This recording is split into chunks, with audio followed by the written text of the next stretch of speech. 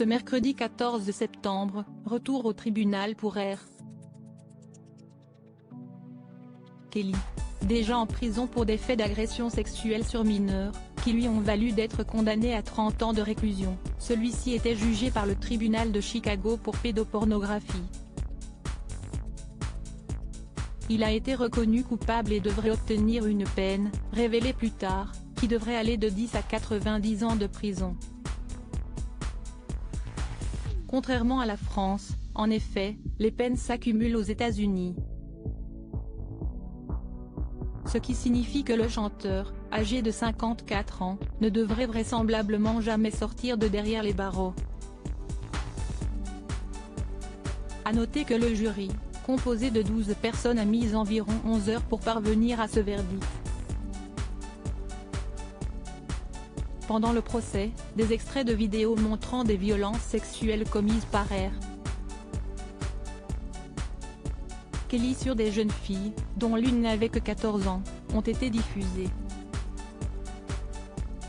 Un moment difficile mais qui a obligé Robert Kelly à rendre des comptes pour les violences sexuelles commises sur une adolescente de 14 ans, a déclaré le procureur John Loach, ajoutant que les souffrances infligées par M.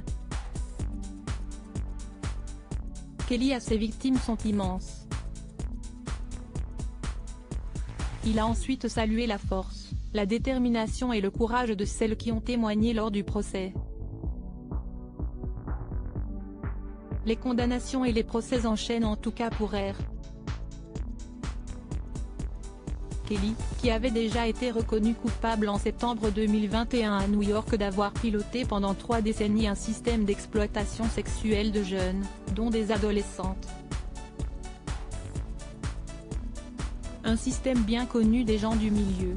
Depuis des décennies, des soupçons de violence sexuelle avaient fait l'objet de rumeurs persistantes.